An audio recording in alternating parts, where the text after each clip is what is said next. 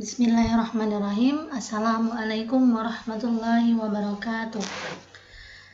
Baik anak-anak ustazah, pada kesempatan kali ini kita akan belajar mengenai induksi matematika, di mana induksi matematika ini merupakan mata pelajaran pertama pada semester ganjil, tepatnya di kelas 11. Oke, saya akan menyampaikan kompetensi dasar pada materi ini, yaitu menjelaskan metode pembuktian pernyataan matematis berupa barisan, ketidaksamaan, keterbagian dengan induksi matematika. Kemudian indikator atau tujuan pembelajaran kita sendiri terbagi menjadi 4 pada bab ini. Namun pada kesempatan ini Ustazah akan menyampaikan yang pertama, yaitu menggunakan konsep notasi sigma. Sekarang kita masuk ke notasi sigma. Notasi sigma merupakan suatu cara untuk menyatakan bentuk penjumlahan yang singkat. Bentuk penjumlahan yang singkat. Nah, berarti di sini terdiri dari beberapa penjumlahan. Nah, ini ada kaitannya dengan barisan dan deret. Di mana barisan dan deret itu anak-anak ustazah pernah sudah belajar ya, sudah belajar di SMP. Oke, contohnya seperti ini. Nah, ustazah punya contoh ada 1, 4, 7, 10, dan lain-lain. Nah, ini merupakan suatu barisan ya. Kenapa? Karena dia memiliki pola-pola tertentu dengan beda ini 3 ya. Anak-anak ustazah bisa mencarinya sendiri. Kemudian ustazah umpamakan 1 ini sebagai suku pertama, 4 suku kedua, 7 suku ketiga, dan berikutnya. Nah, jadi suku itu bisa disimpulkan dengan A atau variabel yang lain. Tapi biasanya ustazah menggunakan A. Nah, jadi 1 ini adalah A1, ini A2, ini A3, kemudian seterusnya sampai dengan AN. Inilah bentuk notasi dari barisan. Bagaimana dengan deret? Nah, deret itu kan disimpulkan dengan SN. SN itu jumlah ya. Tinggal kita tulis A1 ditambah A2 ditambah A3 dan seterusnya sampai AN. Nah, jadi anak-anak ustazah sebenarnya untuk menuliskan suku-suku deret ini ada cara yang lebih ringkas ya. Bagaimana? Nah, dengan menggunakan notasi sigma inilah kita bisa meringkas ya berdasarkan pengertiannya yang tadi. Jadi anak-anak ustazah punya contoh yang lain. Di sini ustazah memiliki suatu bilangan ada 5, ada 1, 3, 5, 7, 9, di mana suku pertama kita adalah 1, suku kedua kita adalah 3, suku ketiga kita ada 5, dan berikutnya. Oke, kalau kita perhatikan di sini bedanya itu sama dengan 2. Nah, ketika 1 kita tambahkan dengan 2, hasilnya 3. 3 kita tambahkan 2, hasilnya 5.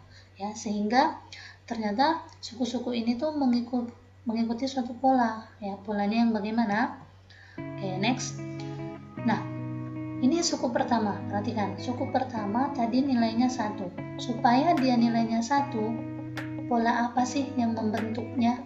Nah, jadi karena kita sudah memiliki beda 2, kemudian kita kalikan dengan 1.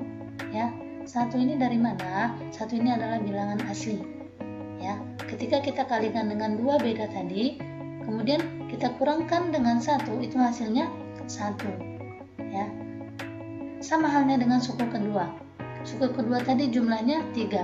Karena bedanya 2, kita lanjut ke 2. Setelah bilangan asli 1, 2.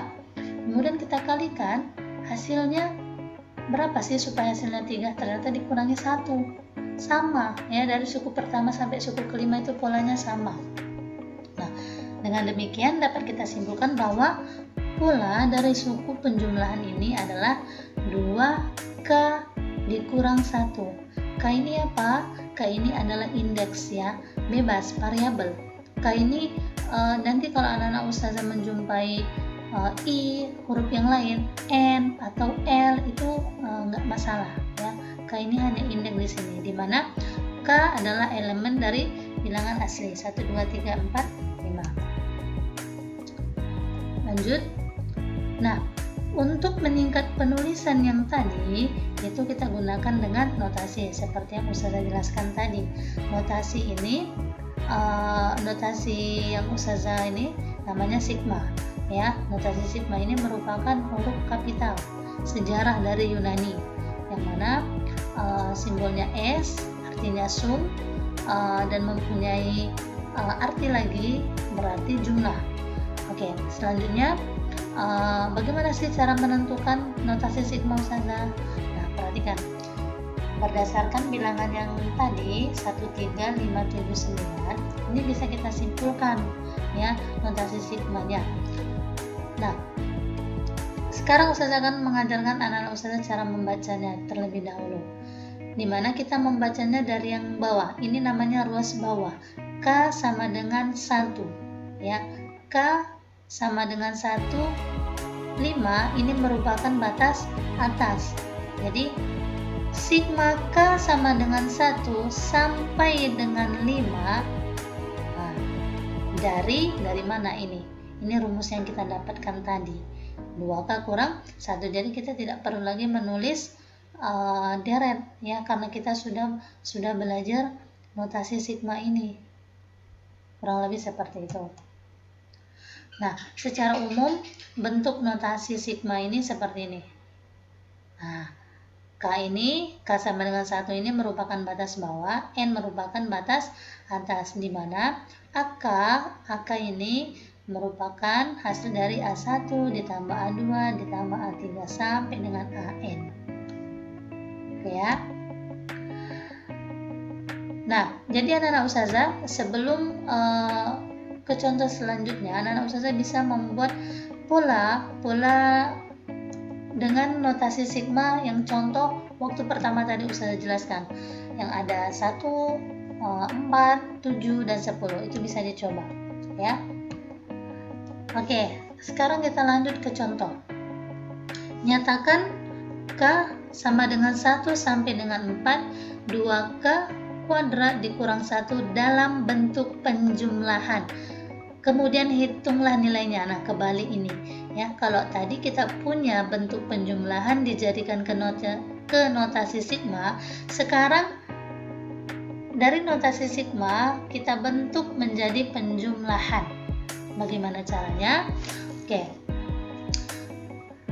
Bentuk penjumlahannya, perhatikan anak-anak ustazah, karena rumusnya 2K kuadrat dikurang 1, K ini kita ganti dengan bilangan asli, yaitu 1, 2, 3, 4 ya, dan seterusnya. Perhatikan ustazah, karena batasnya cuma 4. Nah, karena batasnya di sini sampai 4, makanya kita tulis di sini sampai 4. Ya, tinggal kita masukkan. Kita lakukan operasi matematikanya. 2 dikali 1 kuadrat, 2 dikurangi 1, 1. 2 dikali 2 kuadrat, dimana 2 kuadrat 4 dikali 2, 8 dikurang 1 sama dengan 7, sampai dengan 31. Dan jadi nilainya adalah 56. Nah, pada notasi sigma, tanda sigma dibatasi oleh batas bawah, yaitu K sama dengan 1, dan batas atas K sama dengan N. Nah, apa yang terjadi kalau batas bawah dan batas atas diubah-ubah? Contohnya, menggeser dari batas atas K sama dengan N menjadi K sama dengan N kurang 1. Sedangkan batas bawah tetap K sama dengan 1. Oke, kita lihat contohnya. Nah, yang pertama perhatikan.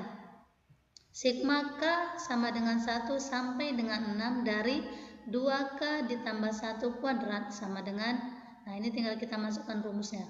Nah, ini dapatlah deretnya sampai dengan 13 kuadrat. Kemudian bagaimana dengan yang kedua?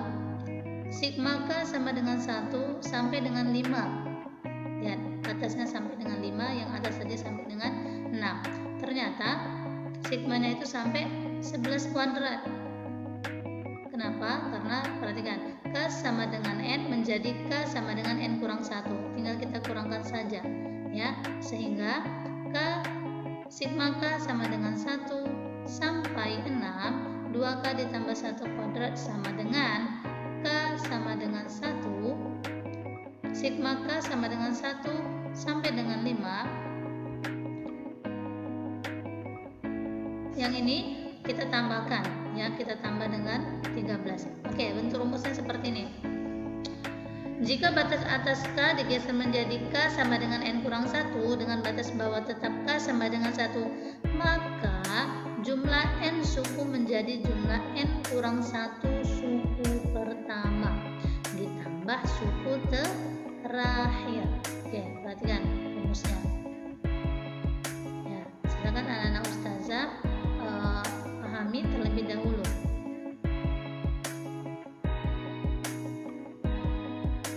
Oke, sekarang masuk ke contoh soal. Ya, anak ustazah